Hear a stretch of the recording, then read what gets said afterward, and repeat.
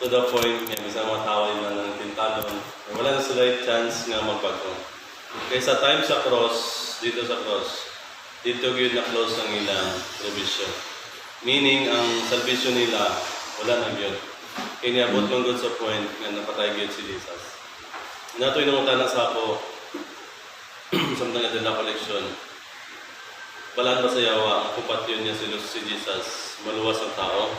Kaya ang salvation mo doon nasa cross, na kumapatay si Jesus, nabaydan ka na sa lahat. In reality, kabalo ang yawa. Nakabalo siya, kumapatay si Jesus, maluwas ang tao. Kung anong gipatay niya or nabuti sa punto mo napatay, tungod sa gitawag, the great controversy, no? The pareho for example, ako sa grupo ko sa mga rebelde, nakadakop ko og army.